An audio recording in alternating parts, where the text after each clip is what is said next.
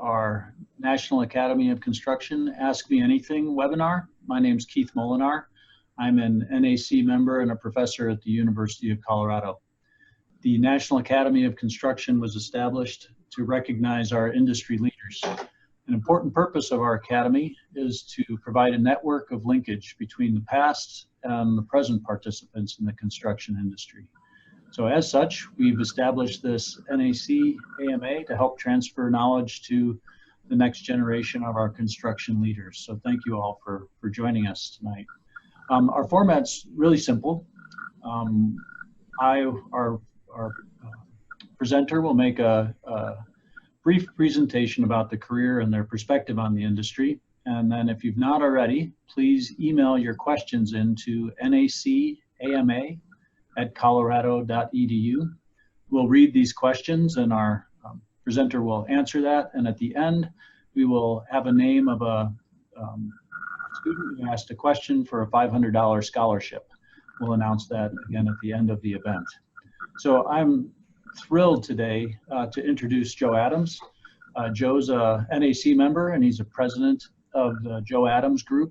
He's actually a past president of Engineers Without Borders. I'll share some of his experiences with that.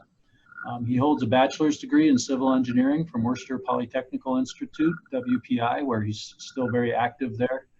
He has a master's in civil and environmental engineering from Cornell, and he's completed an advanced management program from the Harvard School of Business. I first met Joe when he was working with MWH. He had an incredible career there, more than 30 years with the company. In his last position, he was president of the energy and industry sector, overseeing global strategy and operations for a 1,500 person business unit with revenues of over 250 million per year.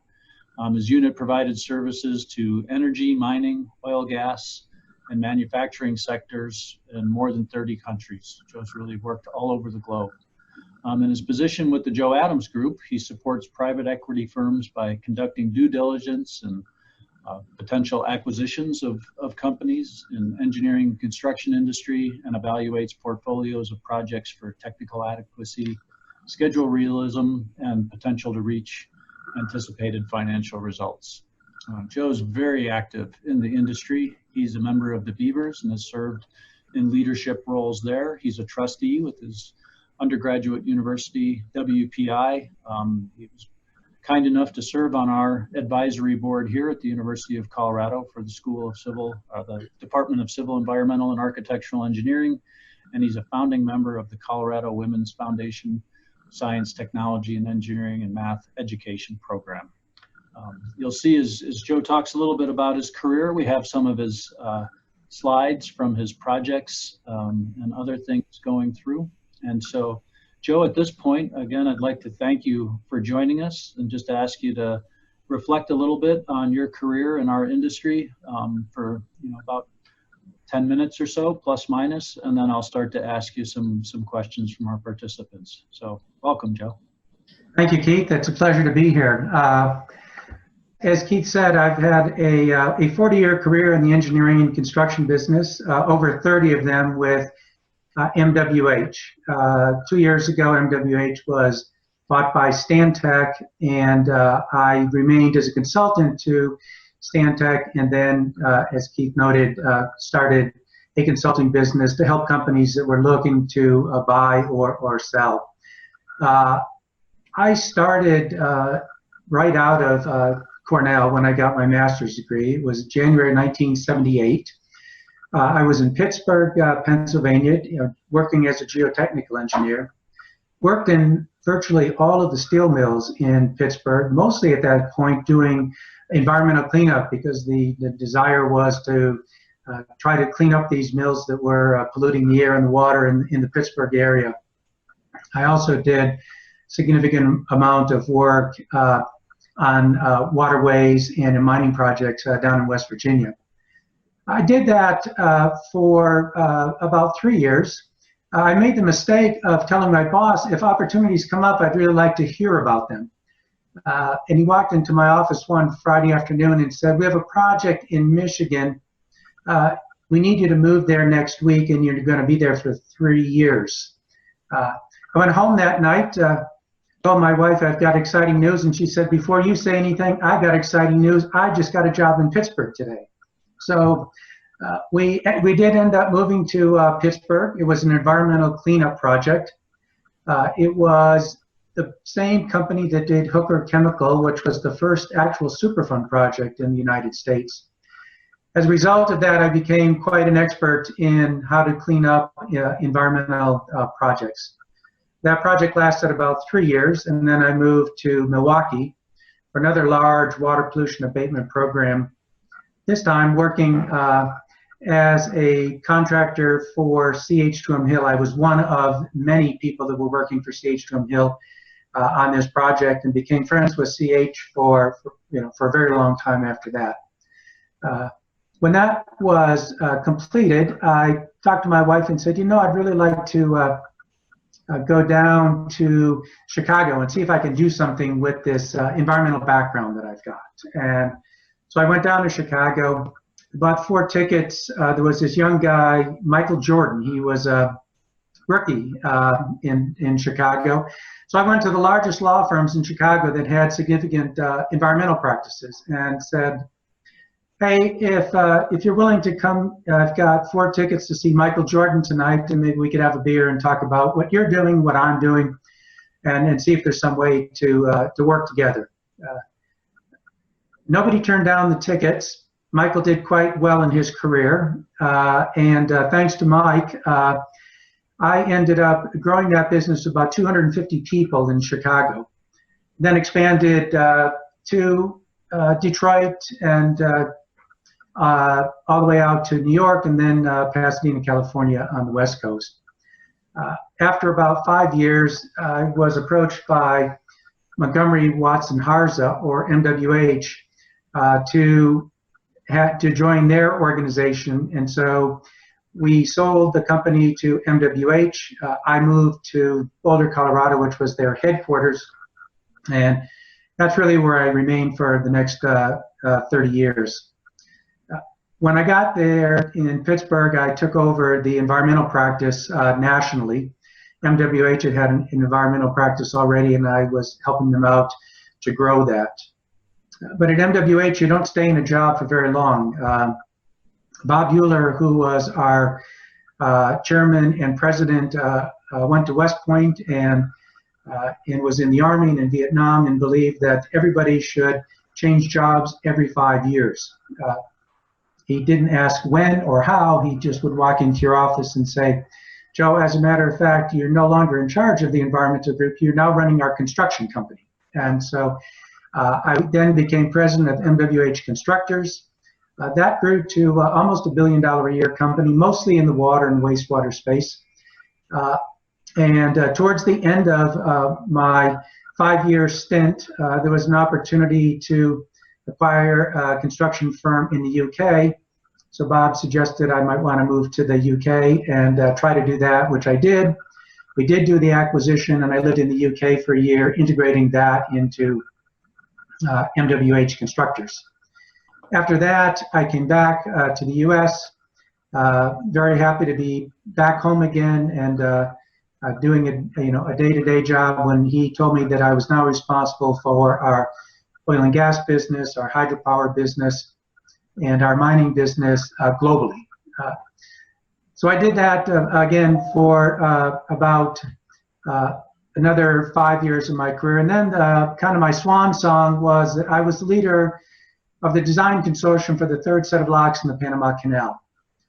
Keith knows the project extremely well because he did the budget of what it was going to take to do that. I worked for the contractor. It was a design-build contract. The contractor was a joint venture of an Italian company, a Swiss Italian company, a Spanish company, and a Dutch company, along with a small company in Panama. So that consortium was my client. I had several other construction or engineering firms working for me, and I was responsible for the design of the overall design of the project and the implementation of the project. Keith told me that the project was going to cost somewhere about $4 billion or $5 billion, somewhere in that range, my client decided to bid 3.2 million, and so we started off a little bit in the hole to begin with. It was an extremely satisfying project. But in my career, as he said, I traveled to 33 different countries on 5 different continents. I was extremely fortunate that I know people all over the world. And one of the things that I saw is that in most of the places in the world that I worked, there were areas of abject poverty just very close to those projects. And I couldn't get past the fact that here we were building billion-dollar hydroelectric plants or dams or mining projects, and here were people that didn't have water to drink or sanitation. So I joined Engineers Without Borders and moved up through the ranks, got on the board of directors, and for the last 3 years I was president-elect, president and past president, and I'll soon be moving on from Engineers Without Borders, and although continuing to work as a professional member and working with the EWB around the world. So it only took me 3 million miles on United to get this done. It's 125 times around the world, and I went into a hotel in Chicago last week, and they congratulated me on being in that Marriott hotels for 1,017 nights. So that's a quick synopsis of my career. Keith, I'll turn it back to you. Great. Well, thanks, Joe. I really appreciate your perspective and all the things that you can share with the people listening here. I didn't realize it was that many miles. I know that you had been to that many countries, but didn't realize it was that many miles. So, boy, we're getting some great questions from the participants here. And again, please do email questions throughout. You just heard Joe mention a few things. He's worked on the Panama Canal, worked on multinational projects. So any questions that might come up after hearing his background a little bit. I'm going to start with some general questions that I think are really excellent. Mohammed's asking one about communication and just generally, how important is communication in a successful construction project? Well, I think communication is the most important factor on any kind of a construction project, particularly a project where, such as a design-build project, you're working with the designers and the constructors in concert together on a project. So you not only have a designer that's trying to meet the design requirements, but you've got a contractor that's trying to get the project done within a certain schedule and a certain budget. And so you're always working together to try to make sure that those things meld together. Once you get into the actual construction part of the project, as you can imagine in a water treatment plant, for instance, you've got big concrete chambers, you've got pipes, you've got valves, you've got lots of electrical equipment, you've got lots and lots of overhead pipe and a lot of electrical work. And it's absolutely critical that everybody knows when it's time for them to come in and do their part of the project, maybe do enough of the project so that the next technical group can come in and do their part of the project and move down. It's almost like a concert or a ballerina dance, moving in and out together so that you can get the project completed on time, on schedule, on budget, and with a happy client. Excellent, excellent. And Joe, you've worked on both? I just want to follow up on Mohammed's questions. You've worked at those large projects. How about with smaller projects through EWB? Is communication just as important on those projects? Well, communication in EWB, the projects are a little bit smaller. The project that my professional group has been working on in Guatemala is a water supply project. We've got a seat in the mountain up at an elevation of about 7,000 feet, and we've got this small town of about 500 people down at 5,000 feet. So the work involves digging, a 9-kilometer long trench that's got a 2,000-foot drop in it. Communication is as much of a challenge there because many of the people that are working in the project are coming from the U.S. or other countries speaking English. A few people are speaking Spanish, But most of the people up in the mountains of Guatemala are actually people that were driven out in the Civil War back 20 years ago and are speaking Mayan dialects. And in 5 different towns, you might be speaking 5 different dialects. And so you quickly learn to be able to point out what you want them to do. And there's almost sometimes no actual talking to each other about it. It's showing each other how to do it and then working together to make sure that it gets done. So it's in some cases actually more difficult than a project where at least everyone's speaking the same language. Sure. Oh, great. Jake just asked a related question here. How difficult was it to adapt to the cultures when you're working with other countries? That's a good question, Jake. I think adapting to culture is the most important factor for a project that you're working in. If you think that as a U.S. contractor, you can go down into Africa and build a project without understanding what the local culture is about, there's no chance that you're going to get it done. If I go back to the Panama Canal project, for instance, we had a Spanish contractor, and Spanish contractors have their way of working. We had a Dutch contractor who has their way of working. We have the Panamanian contractor, their way of working, and Italian contractors that have their way of working. And one of the things that I learned most is it isn't really what comes out of your mouth, it's how much you wave your hands. And so the person that's waving their hands the most is the person that's going to get their question answered. But I can tell you it's probably the most fun that I ever had working in a project where we're working with 5 different nationalities, all working on an iconic project to get the project done. And it was so important to me that the day that the first ship came through the canal, I called my wife and said, "It's not going to get any better today." I called my company and said, "It's my last day with the company." That's a great story. Spencer's asking a question, and I think it's related to the Panama Canal because that was a design build project, and he wanted to know what's the biggest source of confusion between contractors and AE firms. I know you've worked on both sides. You're educated as an AE and run the constructors of Montgomery Watson Harza. So what do you see are some pinch points or difficulties in communication or confusion between contractors and architects, engineers?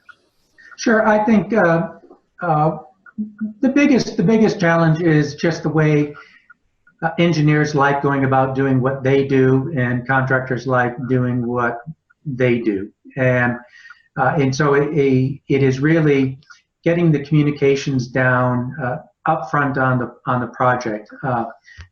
A contractor doesn't want us to design anything more than what needs to be done to meet the specifications. That's sometimes hard for engineers to do, but only if I gave it this much more, or only if we made the pipe a little bit bigger or the concrete a little bit thicker.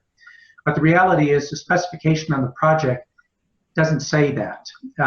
And so we as engineers have to work to make sure that we're working to the specifications that are in the contract, because that's what the contractor has to return to the customer.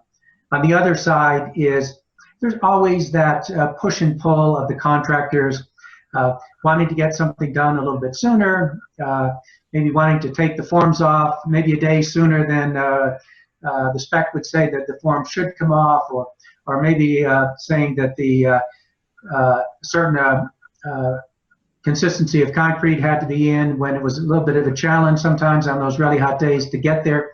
So it was really learning to respect each other's need to get the job done on time and on schedule, but also listening. And if there was something in your design that can be moved a little bit to make things easier for the contractor, or on the contractor side, if they're willing to move things a little bit different on their part to make the project better, we all come out better at the end. Great. Zachary's asking a question purely on the design side. So thinking to your time doing design. What he wanted to know is, when working on a new project, what's the toughest aspect of developing the design? I think when the toughest aspect of developing a design is trying to understand what the client wants. And so if we are designing a wastewater treatment plant or a hydroelectric plant or a dam or a mining project, it's really understanding what level of detail that the client wants for that project. And it takes a lot of time up front sitting down with the client and walking back and forth through all of the different aspects of the project. So, you might do, as an engineer, you might do a 15% design or a 30% design, and then sit down with the contractor and say, how does this look to you? Are there things that we could tweak at this point in time? Or as I did the design, I thought of some new things that I hadn't thought of when I was originally considering how to do this. And then going back and taking it to the next level, maybe to the 30% level, and then meeting with the contractor again. Then taking it to the 50% design, the 75% design, 90% design, and then the final design. But I think my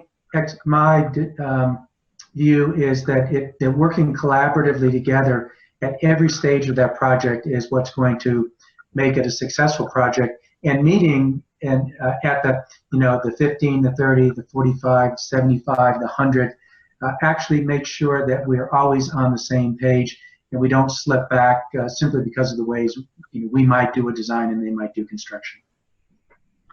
Great, thanks.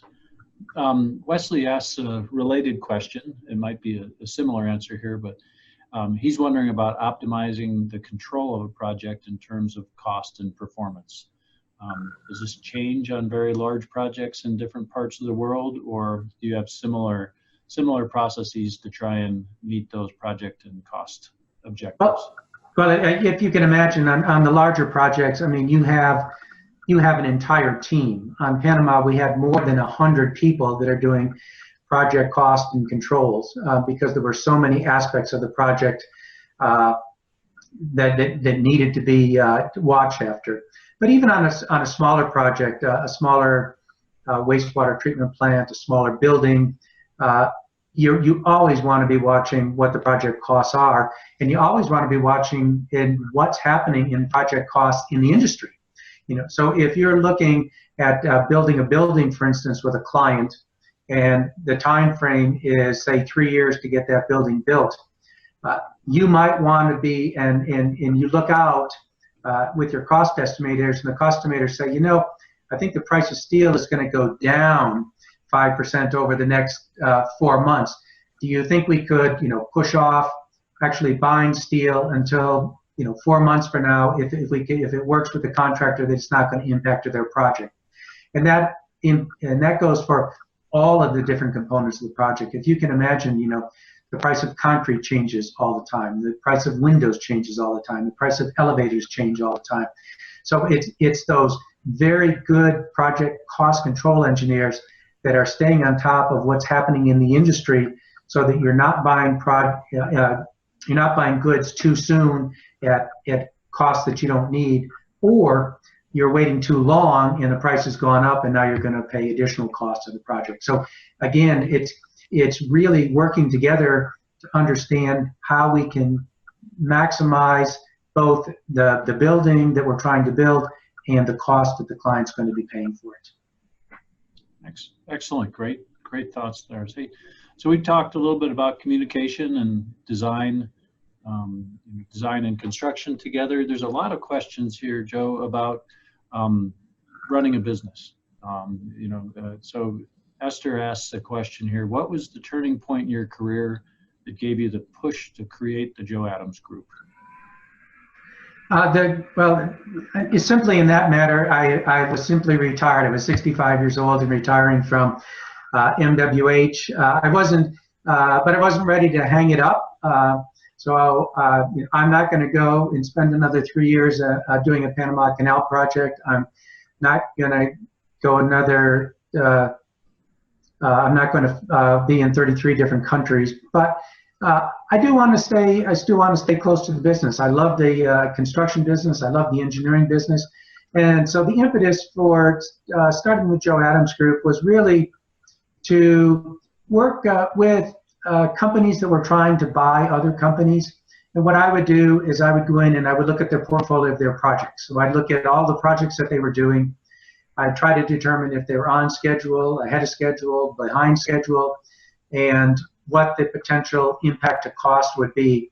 So I might look at 25 or 50 projects that a company was working on, and then come up with a report for my client who was looking to buy this company and say, overall, I think that the portfolio looks good. Here's where I think there are some projects that you need to put more energy into the design. Here are some projects that you probably need to put some more energy into the construction to make sure that they don't get out of whack. Or alternatively, you accept what I'm saying on all of these and negotiate with the buyer as to how much money they might be willing to pay extra or how much willing they really want to cut out of the project. So the beauty of this little company that I have is I can go in and work on a project very diligently for 3 months and then maybe not have another project for 3 months after that. So it lets me keep my toe in the water, but let me spend some time with my wife and my eight grandkids.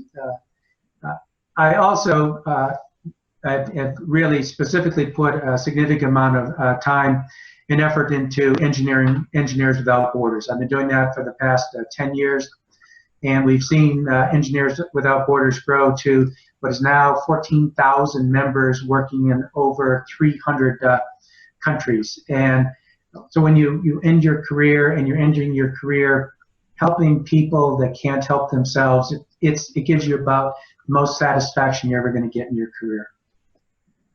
Great. You know, Natalie asked a question about EWB.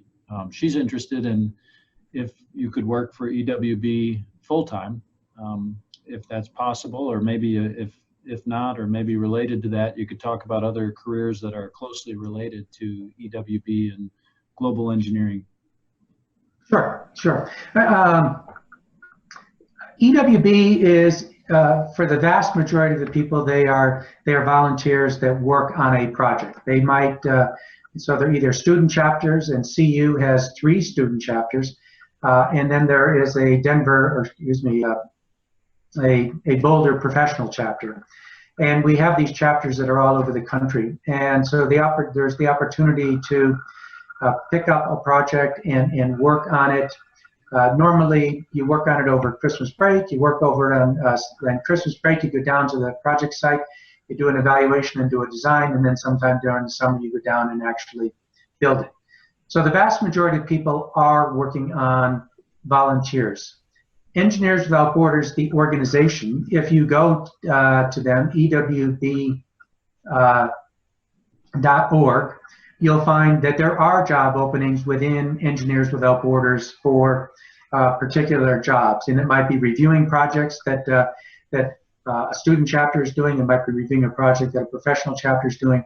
We also have what's called the Community Engineering Corps, which allows people to work on projects within the United States. And we have another group that goes out and responds to natural disasters. So when there was the hurricanes in Dominica, we sent a group of experienced Engineers Without Borders people that were getting paid for what they were doing to go down and teach 700 architects in Dominica the proper way to rebuild the thousands of buildings that were destroyed. And in a nutshell, these buildings usually had very broad roofs that came well over the sides of the building so people could sit in the shade. In an earthquake, those were pulled right up. And then the buildings were generally built with 2x4s with nails and not with steel plates to be able to hold them together. We have a group that's in Africa now working in refugee camps, setting up refrigeration units using solar technology. So I'd advise you go to ewb.org and you'll see just an enormous amount of potential opportunities there for you. Yeah, that's great, and it's a wonderful place to get experience. Also, you know, if you look at organization, nonprofits, NGOs like USAID or Build for Change, or there's just so many opportunities out there. We graduate a lot of students from the University of Colorado through our global engineering programs that really do want to work internationally and you know, help improve the world through engineering and developing communities. So they have lots of opportunities there. Please do explore those. So Madeline asked a question here. Joe, you've gone through a lot of transitions in your career. So do you have any strategies to make those transitions easier as you've changed roles? I think the biggest strategy, I'm sorry, was it Natalie? Yeah, Natalie. Oh, I'm sorry, Madeline. Madeline, okay. I think that the biggest, Madeline, is simply to be open to opportunities. You know, I think you know, when you're working for your company and you see that there's other things there, I guess what I would do is, and I've always encouraged people that work for me to, you know, come in and talk to me, ask me about what I think is going to be coming down the road, what opportunities might be there, where those opportunities might be, and what they are. So I think going in and seeing your supervisor and saying, I'm open to new opportunities, because unless you come to them, they're not going to be going to you saying, we've got a project, who's looking for it? So I think being proactive, going into your peers, your supervisors, and saying, I'd be open to working in this kind of a country. I'd be open to working on this type of a project. I'd be open to either the engineering side or the design or construction side or a design build project. But to let people know that that's there. And so as opportunities come, they can come and talk to you very early in the stage of an opportunity. So they might be able to come and say, we're going to be building a water treatment plant in California. I know you're living in Chicago. Is that something that you might want to be doing, you know, over the next couple of years? Or is this not the right one for you, and maybe something closer to home, or a bigger project or a smaller project? So I think it's letting them know that you're open, and then making sure that you stay in contact on a periodic basis to see if something comes along that seems to fit your fancy. Thank you, Madeline. Great. So many good questions here. Let me pick another one.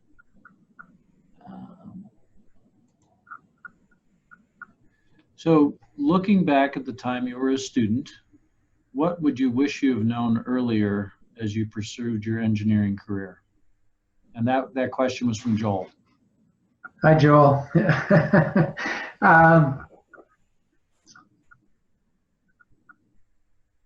I think I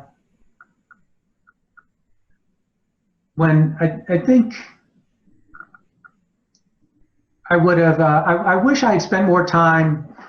I wish I spent more time looking at lots of different schools. I came from a family. I had 3 younger brothers. My dad was a construction inspector for the state of Massachusetts. There wasn't a lot of money, and so there really was the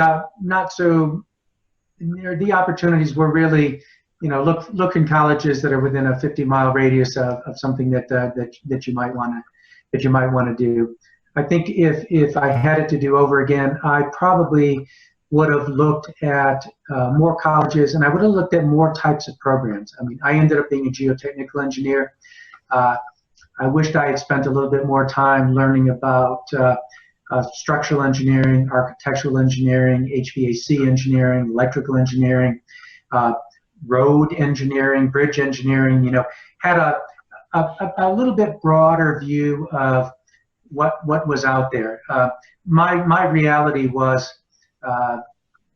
I needed a job, and I didn't have the chance to go out and do that. But if you have that opportunity, what I would do is I'd be looking at American Society of Civil Engineers. I'd be looking at Engineers News Record.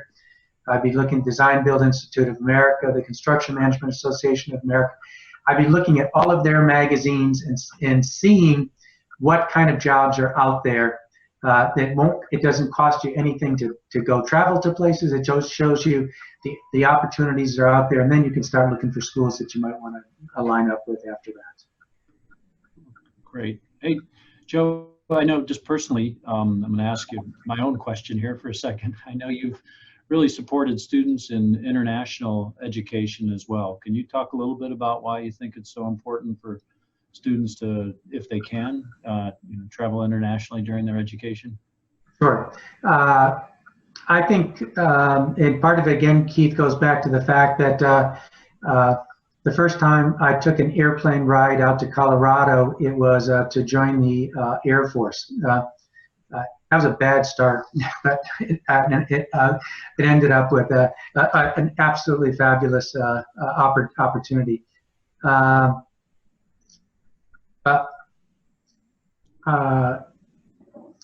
Give it to me again, Keith. I'm a little. Just why you think international experiences during your education, EWB or study abroad or other things like that are really important. Yeah, I mean, Keith, I feel extremely strongly about it. At Worcester Polytechnic Institute, which is in Worcester, Massachusetts, there's actually a program to do study abroad. I got there in 1974, and they were just starting the program. They were actually developing what was called an IQP, an interactive qualifying project, and an MQP, a master qualifying project.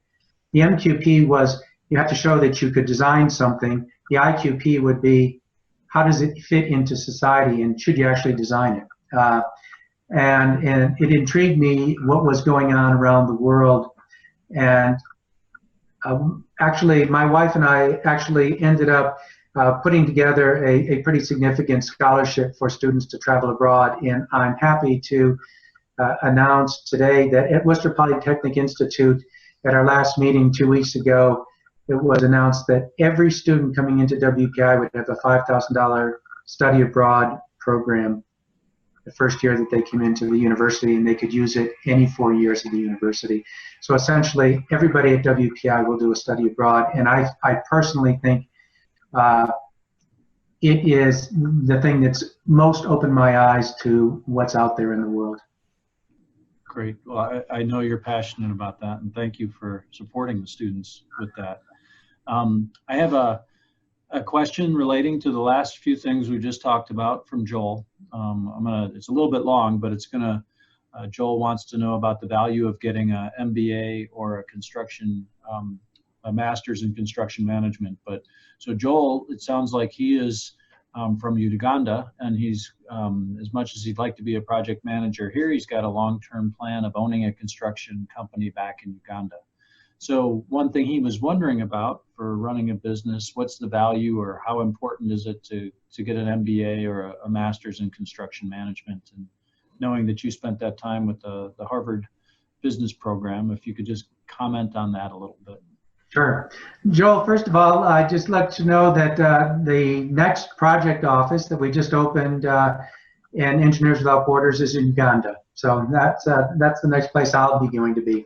That's a very, very good question. I don't think that there's any need to be thinking about a business at this point in your career. I think at this point in your career, it's really the technical aspects of a project.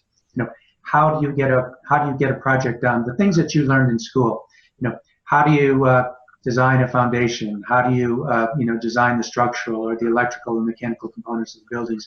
That's what you need to do, particularly if what you're thinking about doing is starting your own firm, because it's going to start small. I mean, you're not going to have the money behind you to build a big project. So what you're going to do is you're going to start with a small project, and then you'll move to bigger projects. Hopefully you'll be hiring some additional employees. It'll start to get to that point in time. At MWH, my program at Harvard, which was a 3-month-long program, did not occur until I was with the firm for 20 years and running a group of 1,000 people. And so going to an advanced degree in business is not something that I think is necessary at the beginning of your career. The technical aspects of your career are what are most important now. For us, when we're running a 1,000-person business, going to a business school like Harvard makes a whole lot of sense, because you're dealing with so many more factors in the business. You know, how do you finance the business? What's the cost of running the business? What's the cost of opening offices and putting together, you know, budgets for $1 million to $10 million to $100 million projects? So I would say, get your degree. Start small, and if 10 years from now, and I hope in 10 years from now, you do have that 500 or 250 person business, go out and get some additional educational background in finance at that point in time. And good luck with your career. Great. It's a wonderful perspective. There's a question here from Lucas. He's asking if you had internships in college, and if not, perhaps maybe you could comment a little bit on your thoughts of internships from your leadership perspective in your companies as well. Yeah, I actually didn't do internships when I was in school. I was really trying to get through as quick as I could, and so I was spending all my time grabbing whatever courses I could possibly grab and get those crammed into each of the semesters that I was working on.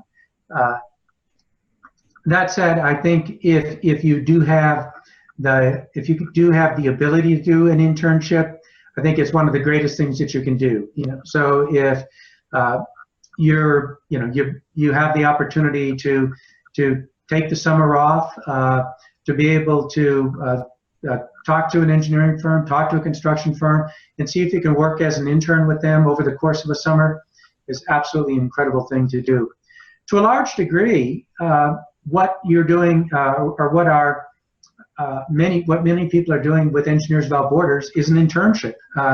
You're sitting down with a group of people, you're putting together a design, you're going out and you're fundraising for a project, you're actually going out and doing the project. So it's a different form of internship. But I think if you've got the time and you can afford to do it, an internship is, I would recommend that to anybody. Thanks, Joe. Hey, time's flying here. We really only have time for about 2 more questions, so please expand on them as you'd like, but I'm just going to limit it to 2 here. So Michael asked a question, and I'm going to ask you 2 more kind of broad questions here, Joe. So Michael's asking, what are 2 or 3 key challenges you see in the industry today, and how can our new students tackle them in the future? I think that the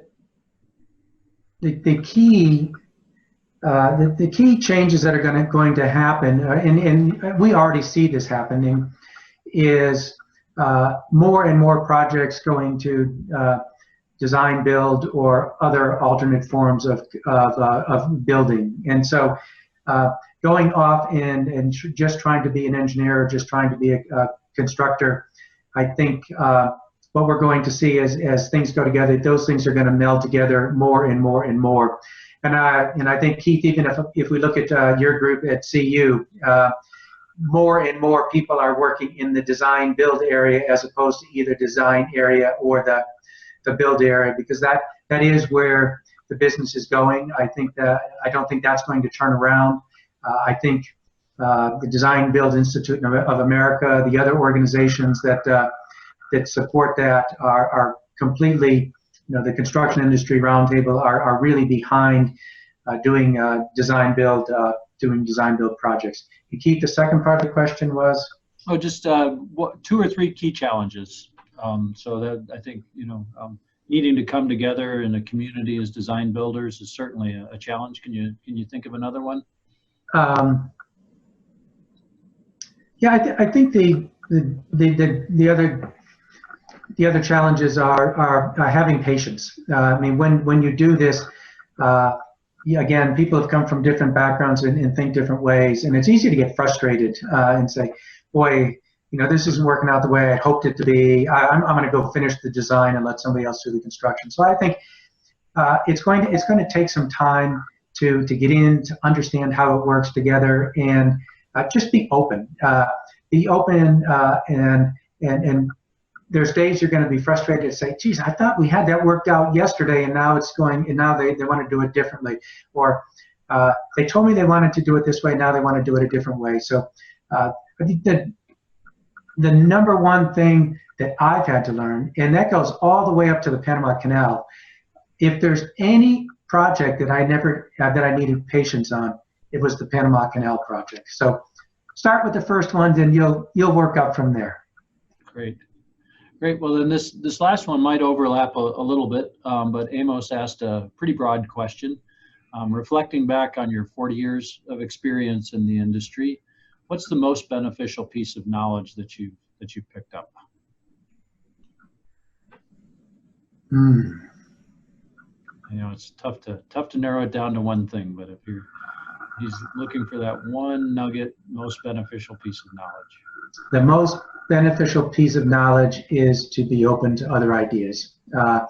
Again, if we do things a certain way in the United States, Italy does them different ways. In Italy, in Australia, they do them different ways there. In Nepal, they do them different ways there. In Africa, in India, they do them different ways in all of those. And it would be to, first of all, search out those opportunities so that you have the opportunity to get exposure to those kinds of projects. But then again, have the patience to be able to learn to work with different nationalities and how they do things, and understand that sometimes when people come across to you very heavy-handedly, that's simply the culture that they're coming from. It has nothing to do with their thoughts about you. And I can tell you from my experience in Panama, when you get the Italians and the Spanish and the Dutch and the Americans together in a room, there's a lot of learning that's going on, and in a lot of listening to what other people are saying, respectfully. You can grit your teeth, but you respectfully listening to what they're doing, and you'll find that over time, things come together, people work together, and you'll find out it turns out to be the most valuable experience of my life. And Keith, the one thing I can add to this, what didn't come up in a question, is my wife came to 22 of the countries that I worked in. Wow. We have friends all over the world. The only projects that she didn't go to were projects where they were remote and there wasn't the ability for her to go there because I would be going out for 6 months at a time.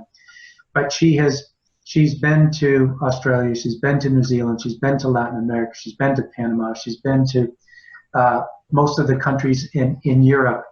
And she has developed relationships with partners of people that I've worked with. And so if you truly want to have a wonderful relationship, it's bring your partners, bring your families out to some of the projects that you're working on, so that you all get an understanding of what it's like to be a global citizen. And I think we are going to be global citizens at one point in time. The world is coming together, so start doing it right now.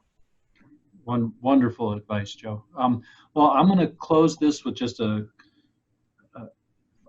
personal reflection about our relationship, Joe, and then if you want to just take a second to close it after that, that would be great, and then I'll announce our winner. I guess what I wanted to say is just a bit of thanks, Joe. You are such a generous man. I know that you've been successful in your career, and that's worked out well for you in so many ways. But you've taken this portion of your career to give back of your time, give your time to EWB and give back to your universities, and I know your local food bank and all the other things that you do, being so generous with your time and your finances. And I can't thank you enough.